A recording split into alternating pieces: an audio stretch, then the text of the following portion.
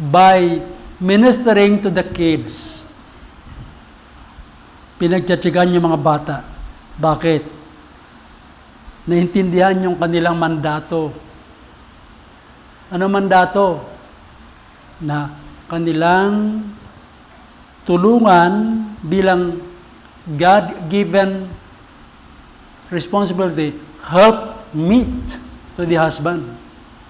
Yung iba hindi naintindihan help meet.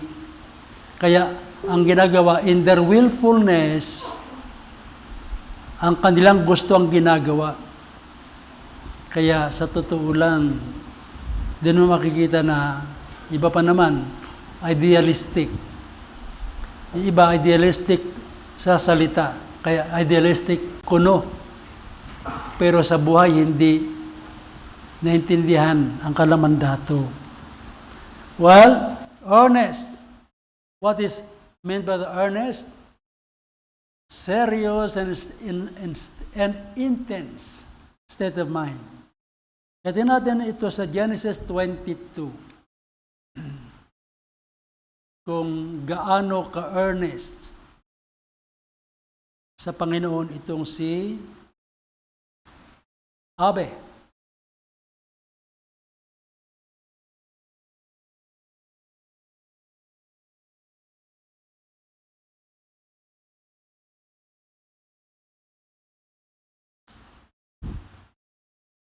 Nakapagbasa na ba tayo? Hindi pa, no? Kaya tayo muna. Hindi tayo magsimula. Genesis 22, 1-5.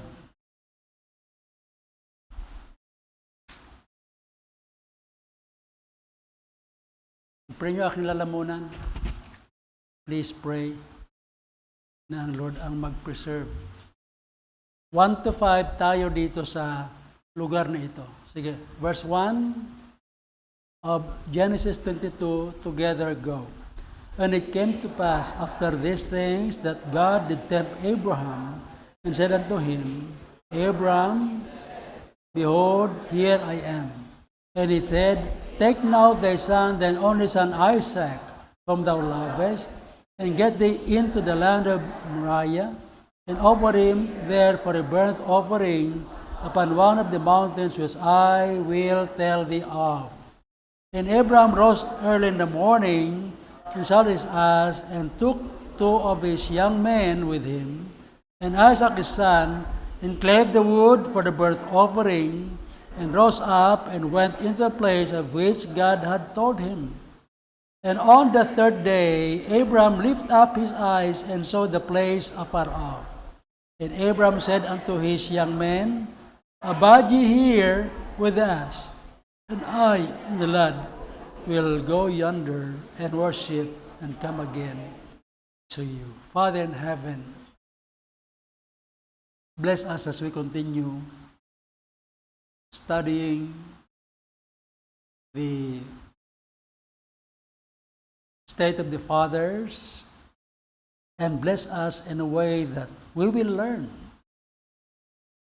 and our knowledge be enhanced.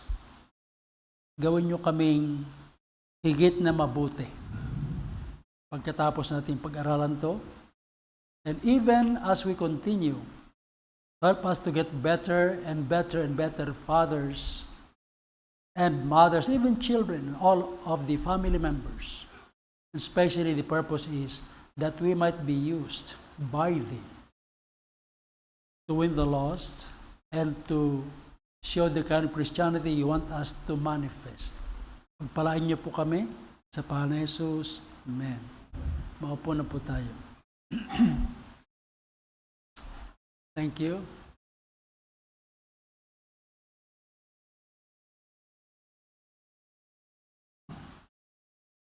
Tungkol sa area na ito ay makita natin earnest worshiper ang ating punto rito. At makita natin dito na tinanggap ni Abraham ang mandato sa Lord. At yung mandato ay dalhin niya yung kanyang anak. Sa verse 2. Verse 1 and 2. And it came to pass after these things that God did tempt. The word tempt here means test Abraham. And he said, Behold, here I am. Bakit test? Kasi in James 1, makita natin, God will not tempt us to evil. So it's not testing to commit sin ito. It's more of a test. Kaya dito makikita na the Lord used more than 30 figure of speeches to bring about the Word of God. Kaya hindi pwedeng unawain na ating sariling isipan to. Hindi pwede. Kaya yan. Ngayon, ito yung test. And he said, verse 2, Take now thy son and only son Isaac, whom thou lovest, and get thee into the land of Moriah. Land of Moriah. Amen? Actually, dito natin kinuha ang pangalan ng gawain ito. Sabi ko, Lord, ano po ang maging pangalan? Siyempre, Bible Baptist Church kasi galing ako sa Santa Mesa. Nung tinong ko, ito ang pinakita ni Lord, Moriah. Kaya yan ang ating pangalan. Okay. And he said, Take now thy son, thine only son Isaac, whom thou lovest, and get thee into the land of Moriah, and offer him therefore a burnt offering upon one of the mountains, which I will tell thee of. Verse 3, And Abraham rose up early in the morning. He was an early riser. He comes early. He went early to the designated place.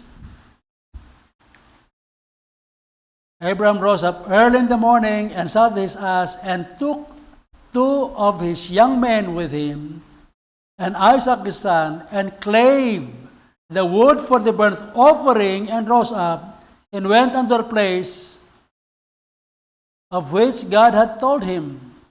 Then on the 3rd day of traveling, they were in that area. The 3rd day, Abraham lifted up his eyes and saw the place afar off. Nakita lang nila yan. At yung paglalakbay ay nagpatuloy, pero makita natin ang wisdom. And Abraham said unto his young men, Abide ye here with us, and I in the lad will go yonder to and worship, and come again to you. This is word of faith. Kaya makita natin na sa pagsamba sa Lord ay talagang may mga hindrances potentially, at para ma-solve ito, sabi niya, dito na lang muna kayo ha. Kami na lang ang pupunta ni Isaac. Kayong potential hindrance, iniwan. Amen? In worshiping the Lord or serving the Lord, yung mga potential hindrances, you ought to decide not to have that with you if magpursige ka hanggang sa makarating ka sa lugar kung saan ka sasamba. Yun ang nangyari. Kaya makikita mo wisdom ni Abraham at saka yung kanyang paggamit ng salita. Will come again. Yun yung kanyang sinabi. Minsan tayo, word without knowledge, but not with Abraham. Ay nandun yung wisdom. Anyway, so, isa sa makita natin sa isang father ay should be earnest worshiper. To set the pattern. Ngayon, ganito yan. Ano ang role naman ng mothers? Pag nakikita natin yung attitude ng tatay, all up na back up ka. Wala na backup ka. But there are times na yung leader hindi mag-deliver. So with the helpmeet, ang masaklap, pagsabay sila na bumigay. Huwag nawang mangyari. Yung tatay dapat maging matatag. Amen? Maging matatag na kahit anong hadlang o tukso ng dyablo, labanan niya yan. Kasi tatay. Pero may pagkakataon kung minsan talaga na yung tatay, bumibigay. Pero hindi dapat sa atin. Amen ba? Lumaban tayo. Tulong-tulong na lang. Lalo sa ganitong kapanahunan, nako, pag hindi magtulungan, tatuloy tayo ng kalaban. Kaya we've got to fight and keep fighting, and we've got to have the standard. Yung prinsipyo na matatag. Sundan natin yan. Hindi pwede na wala kang susundan na prinsipyo. Amen ba? Especially pag Sunday. Ito. Kasi kung minsan tayo, lalo sa ganitong kapanahonan, napakadaling mainis. Ano? Hebrews 10. At kung minsan, naglalaban pa sa halip na nagpasya na magkaisa. Well, in worshiping the Lord, let's go to Hebrews 10.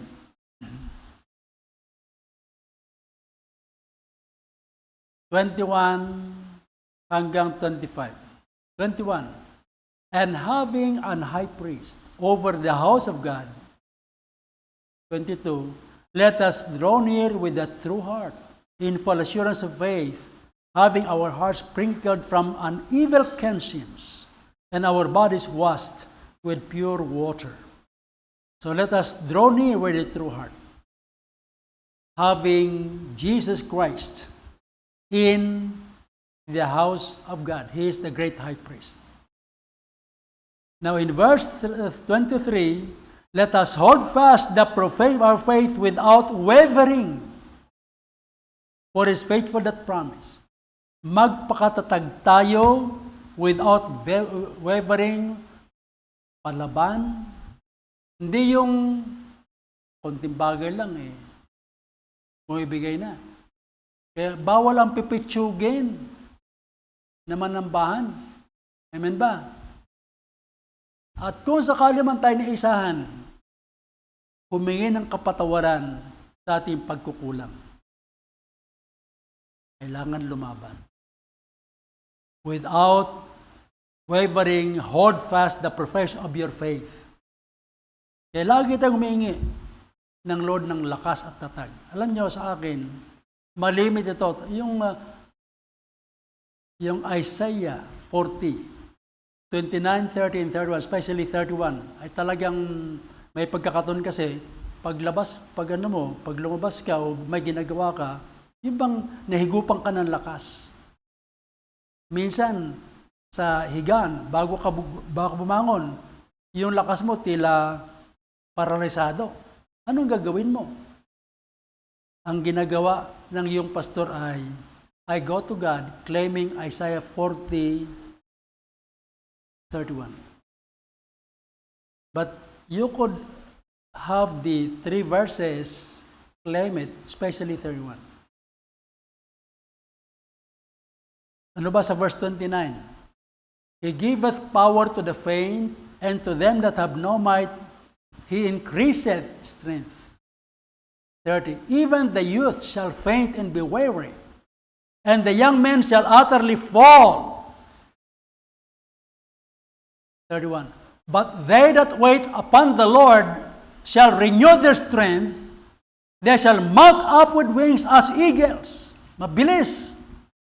They shall run and not be weary. They shall walk and not faint. Kaya ganun tayo. Kaya pag sabi ko, Lord, tulungan niyo po ako, I'm claiming Isaiah. And I'm waiting for renewal of strength as eagles. Mabilis Yung iba, kailangan uminom ka muna ng pampalakas at kung ano-ano pa.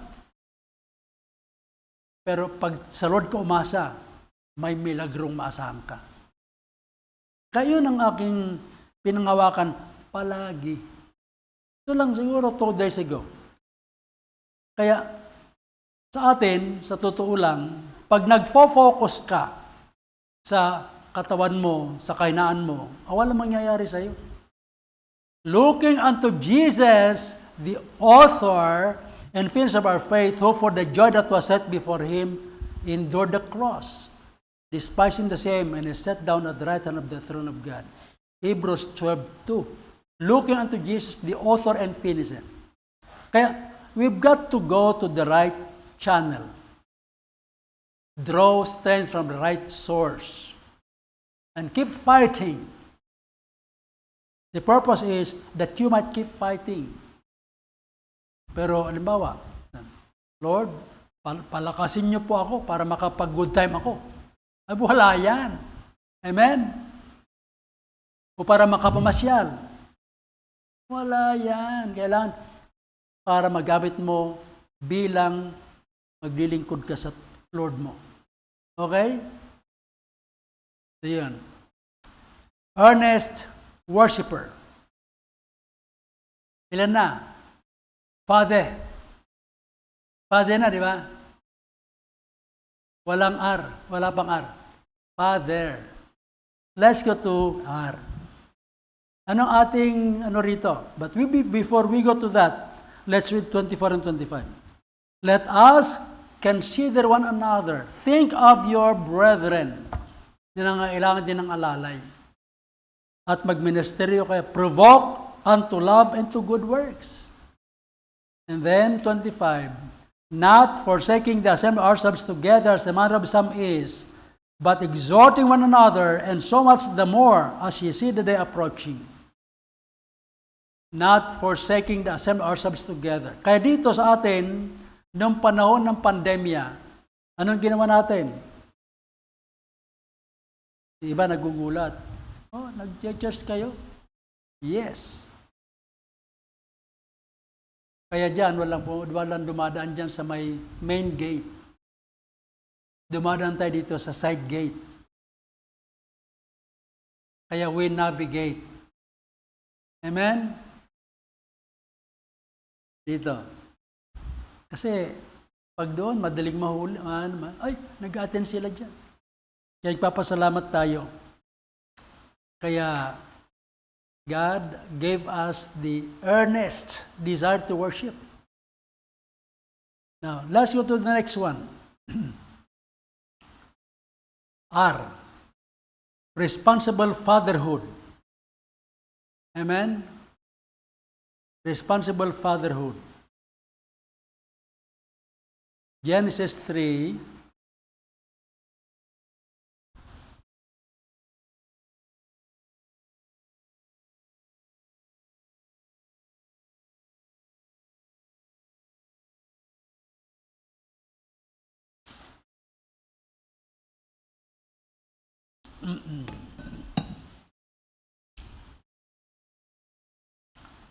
Ito.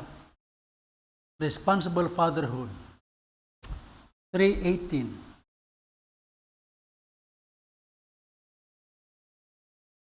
Let's start with 17.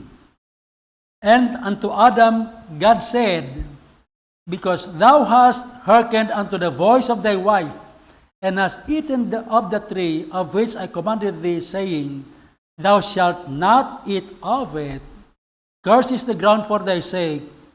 In sorrow shalt thou eat of it all the days of thy life. Thorns and also thistles shall it bring forth to thee, and thou shalt eat the herb of the field. In the sweat of thy face shalt thou eat bread, till thou return unto the ground, for out of it wast thou taken, for dust thou art, and unto dust shalt thou return.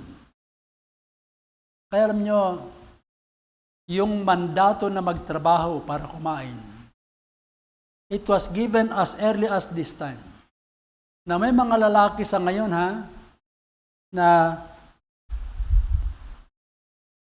tamad. Alam mo, hindi ko alam kung saan humuhugot ng hiya. Tamad, ayaw magtrabaho. Hoy, kung miyembro ka ng Murayat, ayaw mo magtrabaho, magsisi ka muna, mag-get right ka kay Lord. Then magtrabaho ka. Kakahiya ka. Amen ba? Dito hanggang kamatayan eh.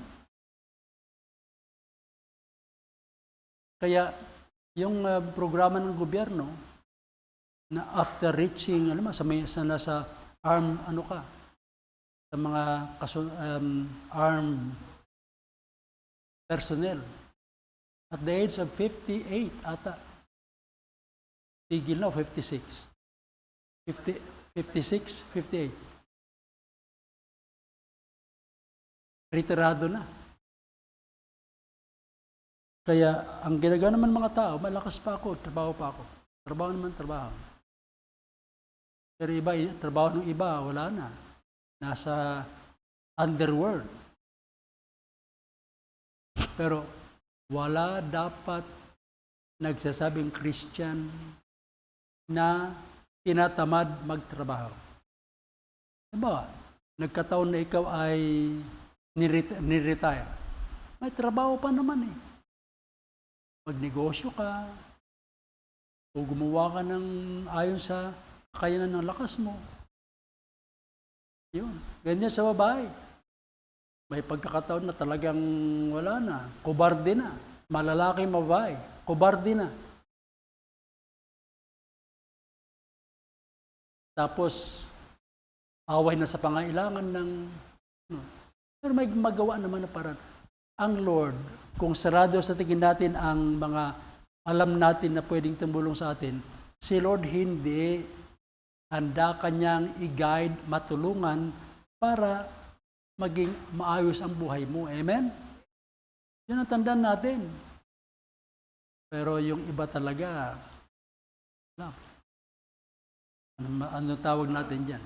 Kaya huwag nawang mangyari na tayo ay, but given the chance, sa akin, okay lang na mamatay ako sa paggawa, sa field. Okay lang sa akin yan. At pag-pray natin, ayaw kong mamatay sa hospital. Amen? Paralisado. Magandang mamatay sa battlefield. Yan ang isipin natin. Hindi doon sa katatago, kapagaling, etc. Well, yan ang sabi ni Lord. At yung ating trabaho, pagyamanin natin. Ano man ang kakayanan yan. Ayaw ko mag-elaborate. Pagkat baka hindi natin ma-handle yung fathers. Okay. R refers to responsibility. Amen? Maging responsable tayo. At hindi yung pasanin.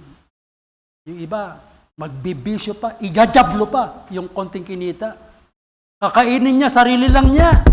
Nag-asawa pa. Hindi na nahiya. Kapal na mukha.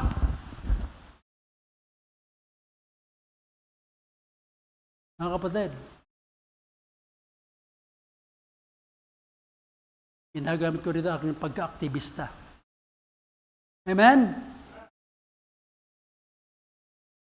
Magkaroon ka ng sense of balance, sense of responsibility, and not only that, sense of accountability. According to God's will. Accountability, mamaya, pupunta tayo dyan. So, 2 Thessalonians 3:10. Kaya, pag hindi ka tumutugon dito, Lord, kamo patawad po. Bukas, magsimula ka ng kumilos. Huwag yung, baka yung iba, ayaw ko na mag-attend. Pinapatamaan ako. Talaga, patatamaan kita. Kung actually, hindi man ako nagpapatama eh. Sila nagpapatama. Kaya nga sabi ko, mas mabuti na mamatay na gumagawa kaysa sa mamatay sa katamaran. Okay. 2 Thessalonians 3:10. For even when we were with you, this we commanded you that if any would not work, neither should he eat. Ayaw mong gumawa? Di, huwag kang kakain. Pastor, baka mamatay akong dilat. Hayaan mo na! Hindi ka naman tumutugon sa sinasabi ni Lord.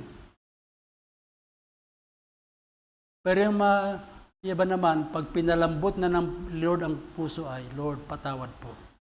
Bukas po maghanap na akong trabaho. Amen? At yung iba naman, nabigyan ng trabaho, tamad naman! Dinadala sa buhay yung katamaran. Hindi dapat ganon. Kung tayo naging tamad noon, sa ngayon, babawi naman tayo.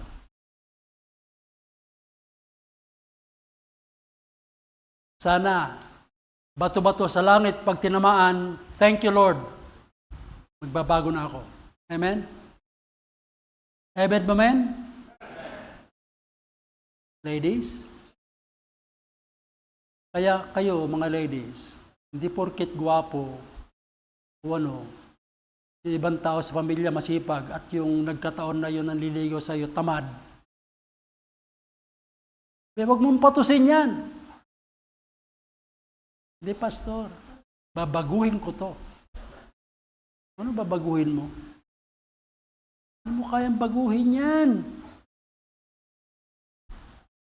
Amen ba? Ayong, madaron naman nag-responde, ano ba yan? Okay. Now, fathers. Lagyan natin yung S. Romans 12. Sa totoo lang kayo, mamaya kamayan nyo ako. Pastor, salamat po. Bukas, ibang tao na ako. Sipag na. Amen ba? Yan ang dapat mangyari.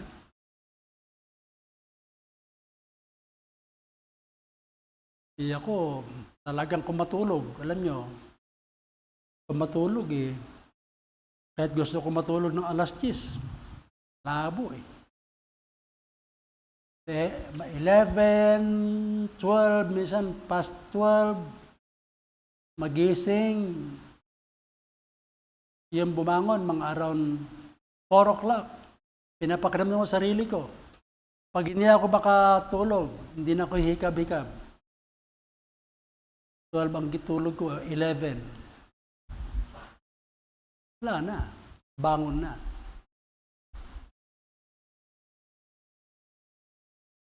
Ngayon, nagdi-devotion ako niyan. Alas 5, hinikab. Hindi ko na rin tinutuluyan yun. Baka mawili ako sa higaan Tama? Mahirap pag mawili sa higaan. Okay. Romans 12:1 and 2. I beseech you, therefore, brethren, by the mercy of God, that you present your bodies a living sacrifice, wholly acceptable unto God, which is your reasonable service, and be not conformed to this world, but be transformed by the renewing of your mind, that you may prove what is that good and acceptable and perfect will of God. Now, renewing of your mind. Alam niyo ba na ang diablo ito tinitiran niya?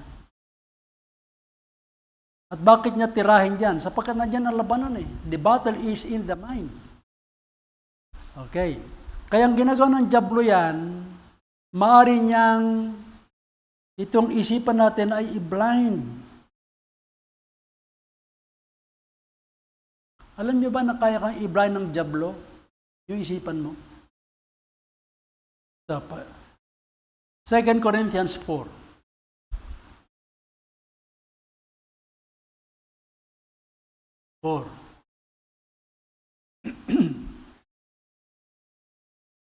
Kaya yung mga bagay dapat nating gawin, binablind ng diablo yan.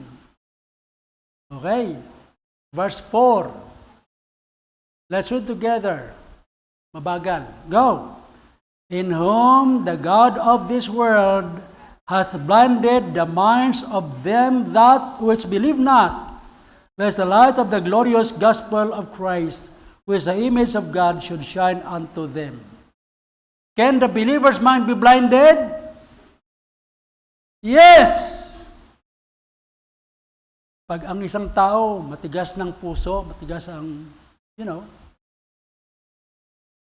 matigas ang ulo, the devil will blind the minds. Eh kung unsaved, lalo na. Kaya, alam nyo, yung mga hindi nagbabasa ng Biblia, binibigyan kanya ng katwiran. Busy ka muna magbasa. What's ha? Ang ka magbasa. Tayo naman, nakikinig naman tayo, nga, pagod ako eh. Yung pagod mo ay dapat pagkakaton mo upang, Lord, kailangan ko ng lakas. They that wait upon the Lord shall renew their strength. Renewal must come from the Lord. Kaya ito, isipan natin, bakit ang isipan natin hindi umaasenso? Hinayaan nating bulagin ng diablo ang ating isipan. Kaya pag binubulag ng isipan natin, lalo kang magpursige magbasa para yung liwanag ng salita ng Diyos ang siyang magbibigay ng liwanag doon sa pagkabulag ng diablo sa iyo hanggang sa ang ganda na ng attitude mo sa Word of God, sa kasunod mo, sa pagbabasa mo ng pagpapatuloy. Kaya nandun yung blessing eh. Huwag kang papayag na ikaw ay ginagawang alipin ng diablo. Kasi, yun ang ginawa niya kay Adam and Eve, katwiran, di ba? Kaya huwag kang makipaglaban ng katwiran ng diablo, ang labanan mo na sarili mo. Ang panlaban mo si Kristo. Si Kristo ang dapat panlaban mo. Lord, tulungan niyo po ako. Kaya nagsabi, by the renewing of your mind. Kaya nga marong 2 Corinthians 5:17. Trust in the Lord. Therefore, if any man be in Christ, he is a new creature. All things are passed away, but all things are become new. You rely on the new nature God gave. Because what availeth with God is what? What verse? Sige. Tingnan natin yung sinabi ng kapatid. Galatians. At paano mo maalaman na ikaw i-manipulate? Kailangan, huwag lang natin alam ha. Ibuhay natin. Okay, 15 and 16. Now, for in Christ Jesus, verse 15, neither circumcision availeth anything nor uncircumcision, but a new creature. So, what avails with God is your God-imparted nature. Yung new nature mo. What avails with God. Ngayon, pag namumuhay ka in the new nature, what will happen? And as many as walk according to this new nature, peace be on them, and mercy and upon the Israel of God. So if we walk contrary to the new nature, instead of peace, trouble be with them. Kaya yung iba na magulo ang puso, buhay, isip, ang buhay natin kontra sa kalooban ng Diyos. Yan. Well, kaya tapos na natin yung fathers. Ano yung una? Yung father, faithful to the Lord. Number 2, active in serving the Lord. Number 3, true to God, family and ministry. 4, honest. 5, earnest worshiper. 6, responsible fatherhood. 7, sacrifice. 8, mayroon pang 8 eh. Kasi ang ating Father's Day. Father's Day. Baka maya, bagamat tumatawa tayo, na mawala yung naipunlaan na, ha? Huwag niyong hayaan mawala. Day. 2 Timothy 1:12.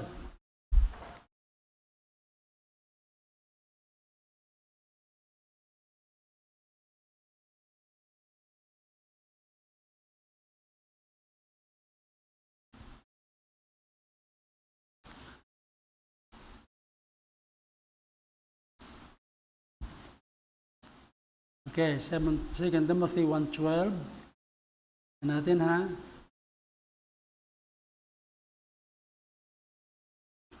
One of them, mali. Hindi yan. Okay, 1:12. For the which cause, let's read together, go. For the which cause I suffer also these things, nevertheless I am not ashamed. For I know whom I have believed, and am persuaded that he is able to keep that which I have committed unto him against that day. He committed his life to the Lord. In short, devoted. Devoted. Which means committed to a solemn act. Committed to a solemn act. Talaga nandun na yung pagtatalaga ng sarili niya. Kaya, yan ang ating makita rito. At sabi ni Paul, I have committed unto him against that day.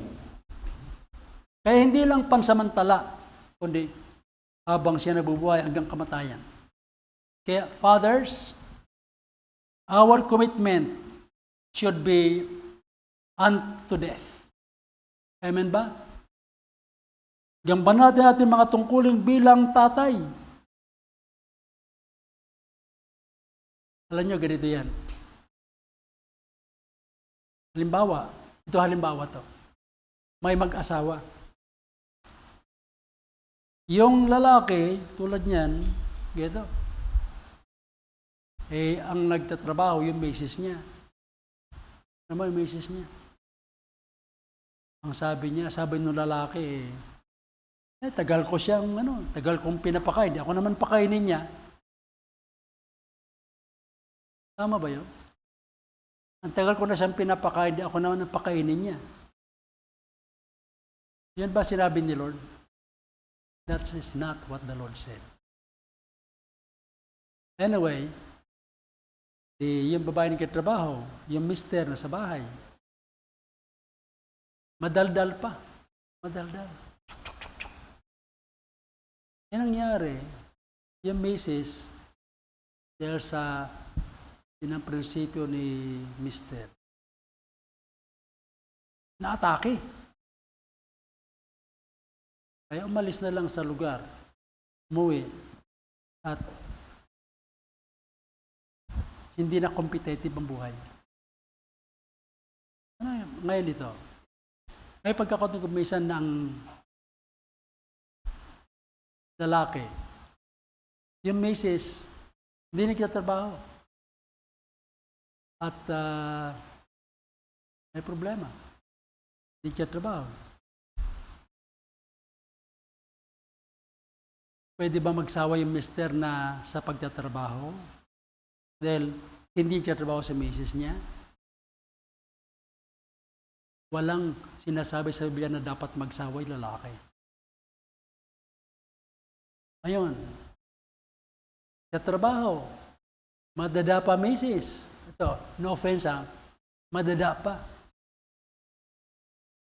Sapat na ba yan na hindi na magtrabaho si mister at hindi na mag-produce o mag-provide? Just ignore. Amen ba? On the other hand, ganun din. Bawa, yung trabaho ka lang ng trabaho kasi ang tungkol mo mag-provide eh. Hindi siya provide when things are okay. Do not provide if madada si Mrs. Mayroon bang ganon? Wala, di ba?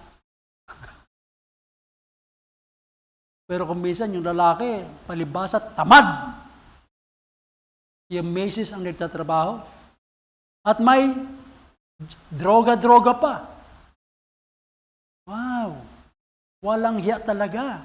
Kapal ang mukha. Trabaho, droga pa. Kung may konting kita, para sa sarili lang.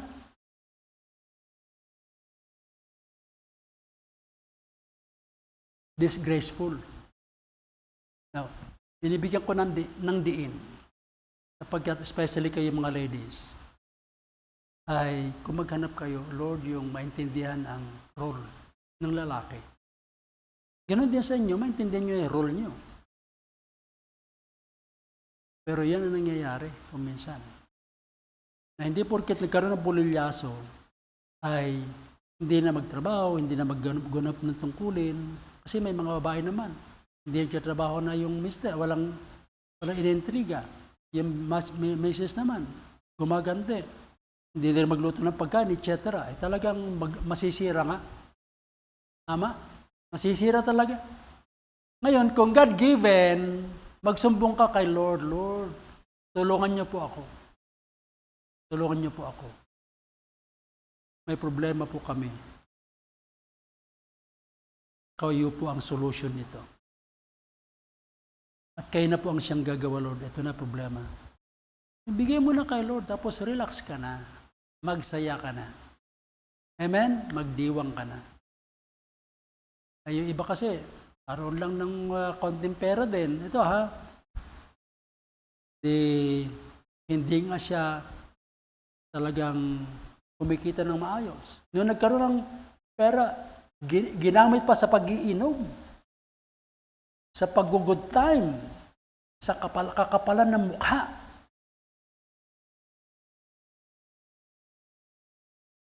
Wow.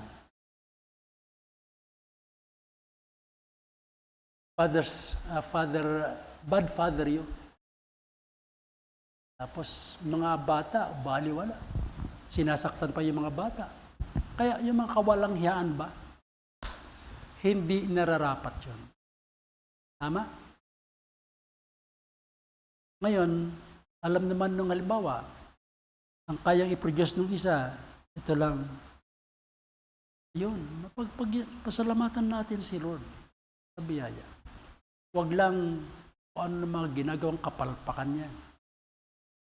Well, mga kapatid, makakarinig yung mga maimbitan natin dito ng mga ganyang pananalita sapagkat sa tingin ko, kayo naman lahat matitino at mababait. Amen. Na pag may hanap buhay, hindi mo pinagdidiskitan yung dapat magtrabaho ka rin. Isang ganang attitude. Which is wrong. Okay? Ngayon, yung mga kung sino man walang trabaho na dapat magtrabaho, magsisi. Get right with God.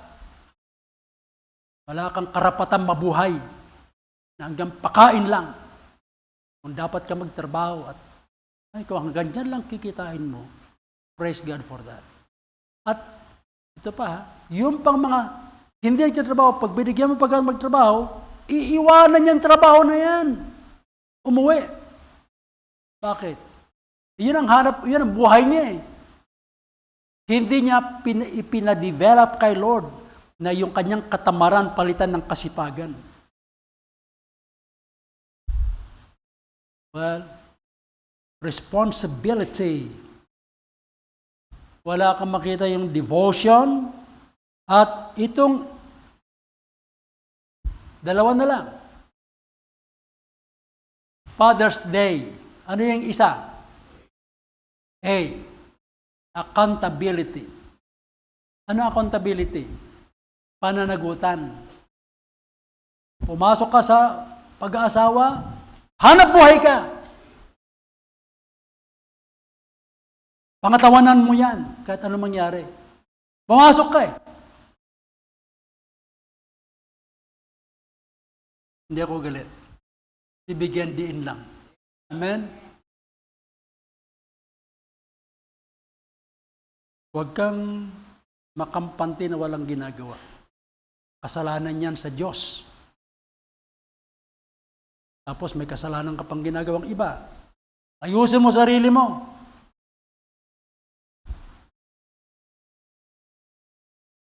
Ngayon, in accordance to accountability in the ministry, dapat maintindihan natin to.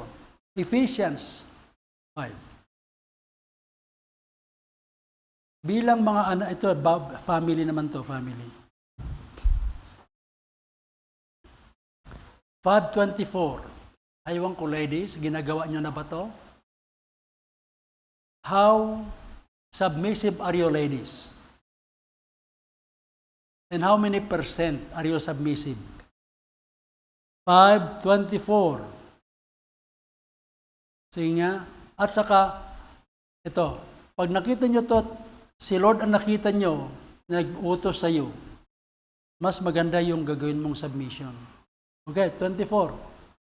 Therefore, as the church is subject unto Christ, so let the wives to their own husbands in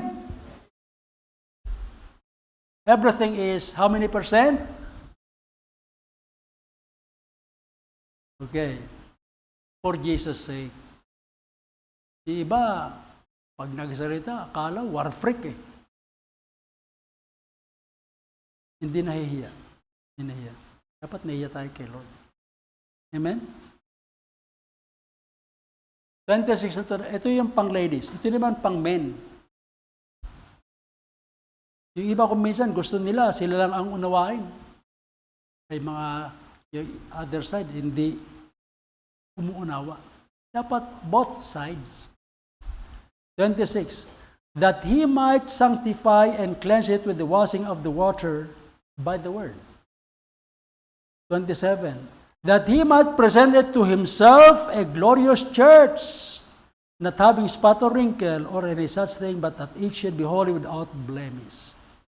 Ibig sabihin, ang pagmaministeryo ng mister sa misis ay hanggang si misis ay without blemish.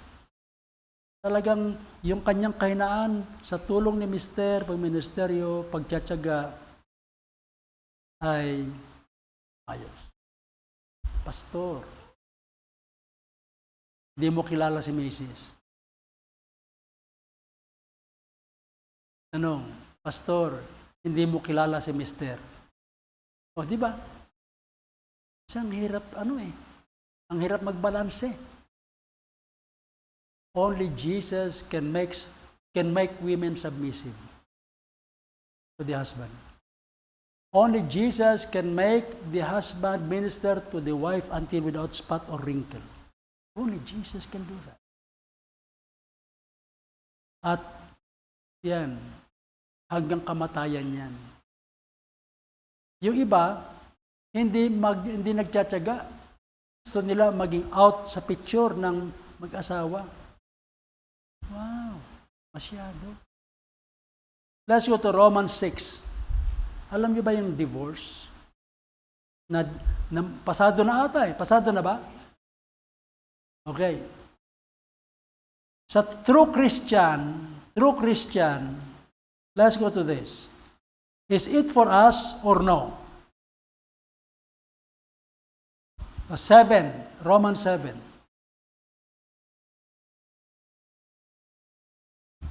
Kaya kanya-kanyang pananagutan niya pag nasa edad na eh.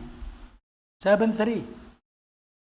So then, if while her husband liveth, are you getting the picture? Okay, let's read together dahan-dahan. Romans 7:3.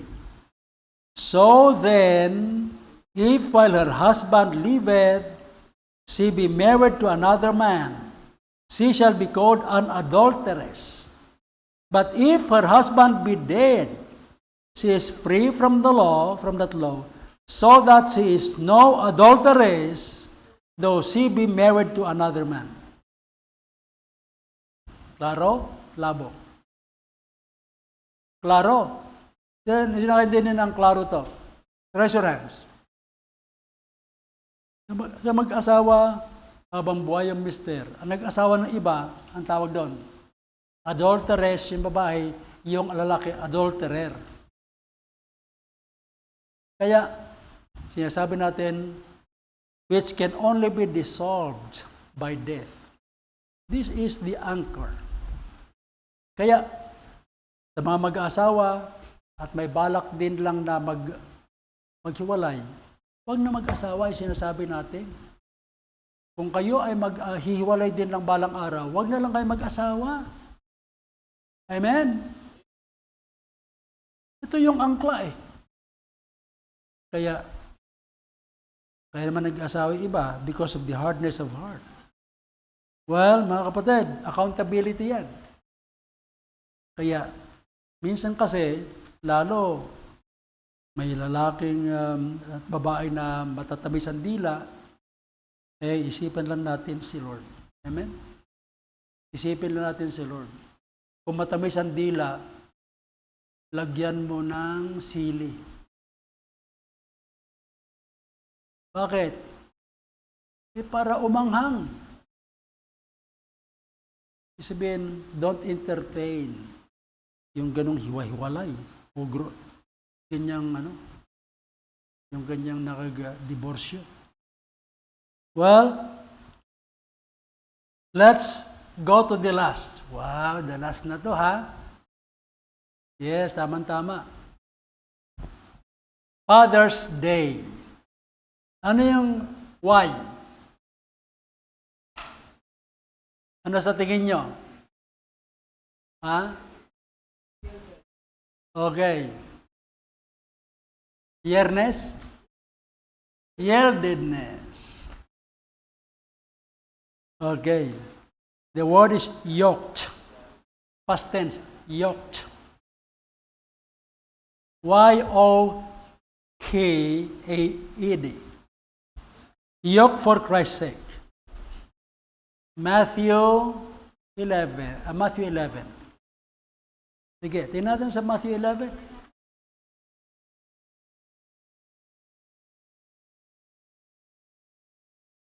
Wow, natapos natin, ha?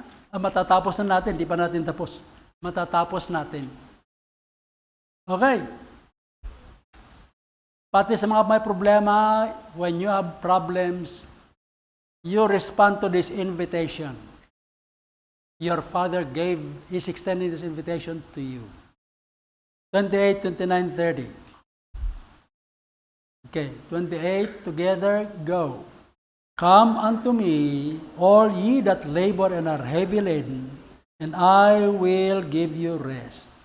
Take my yoke upon you, and learn of me, for I am meek and lowly in heart, and ye shall find rest unto your souls. For my yoke is easy, and my burden is light. Salita'y pamatok. Sino sa inyo ang lumaki sa farm? Lumaki sa farm. Puro Manila boy, ayun. Mayroong dalawa. Nakita na kayong pamatok, yung yoke? Yung yoke, pamatok yun. Pag inilagay mo na sa kalabaw yun, na taga-araro, yun yung dahilan kung bakit hindi umuhulagpos hindi nakakawala sa araro. Ganon din sa kanyang carriage na tawag doon. Yung kanyang hinihila. Yun yung pinaka-angkla. Well, ang Panginoon, sabi niya, come unto me, all ye that are heavy, I will give you rest. Take my yoke upon you, and ye shall learn of me, and ye shall find rest unto your souls.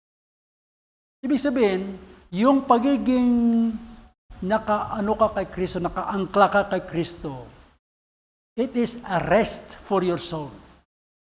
Hindi pahirap, kundi pagaan. Kaya nga tayo, sa mga fathers, Lord, partner po tayo. Ayaw kong malis dito sa kalooban ninyo. Ano ba, sa pagiging lalaki natin, yung iba, nagiging utak chicks, yung mga lalaki. Tapos, kikinding-kinding, sasayaw-sayaw. Baliktad yan, impyerno yan. Ay yung babae naman, nagiging tomboy. Impyerno din yan. Di ba? Well, kung ibig sabihin, Lord, mahirap po ang kalagayan ko. Tulungan niyo po ako.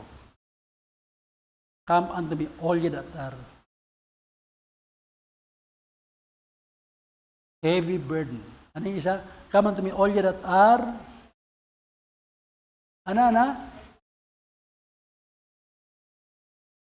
Come unto me, all ye that labor and are heavy laden, and I will give you rest. Akala kasi, alam niyo kung bakit nangyayari ganon? Ang tao, kinukuha niya yung naparbagang siya lang. Kaya nahirapan. Pero Lord, basta't dalawa tayo. Basta't dalawa tayo. Huwag niyo akong pabayaan. Yun ang magandang attitude. Alam niyo, sa totoo lang, sa preparation sa giyerang spiritual, Lord, kung saan niyo ako dalhin at pagawin. Basta't huwag niyo lang akong pabayaan. Huwag niyo lang akong iwanan. Handa akong harapin yan. Amen ba? Handa akong harapin yan. Basta't huwag niyo lang akong pabayaan mag-isa. Huwag lang akong i-abandona. Kaya ang Panginoon, let us be yoked by the Lord. Kung natin yung pamatok kay Christ, nakasama siya. Hindi niya tayo pabayaan. Kaya let us enjoy being fathers every day. And huwag natin hayaan na tayo ay malihis sa ating landas sa dapat natin tahakin. Amen ba? Kahit mahirap, puno-puno ng challenge, may banta pa ng kamatayan, okay lang yan! Kasi pag namatay tayo, anong nangyari? Pag namatay tayo, langit naman agad tayo. Kaya nga actually, yung sinasabi na patay kung patay, challenge yun mula sa isang babae. Sino babae yun? Si Esther. Anong verse? Esther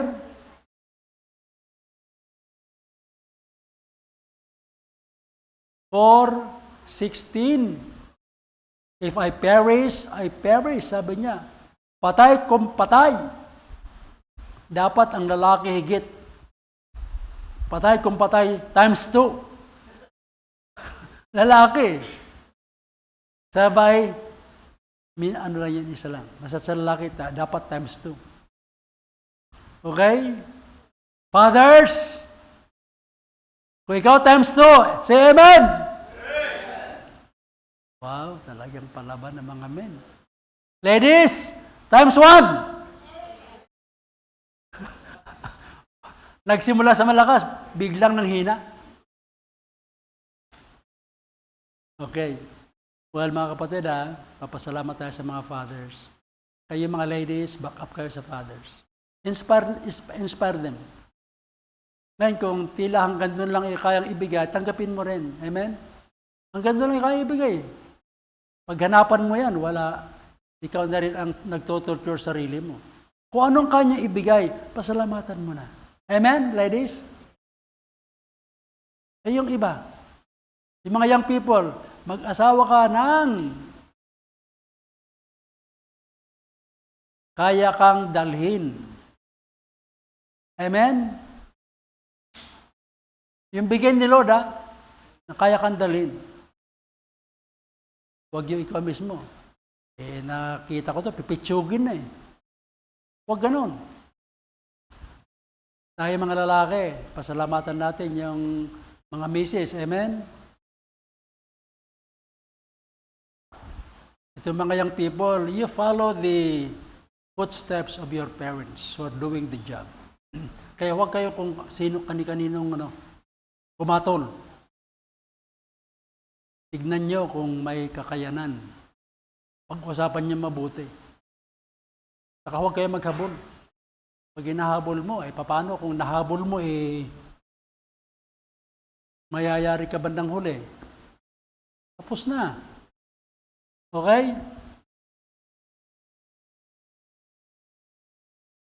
Diba? Huwag niyong gayahin yung iba. Walang boyfriend, walang girlfriend na iinggit. Ay mainggitin. Ang pag-imainggitin, hindi sa Diyos. Amen ba?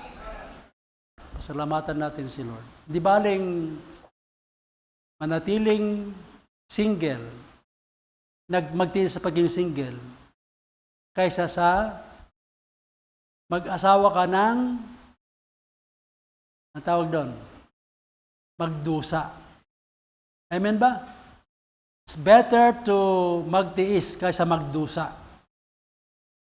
Kasi magdusa, wala na pag-asa. At this moment, heads bowed please, I close. Fathers,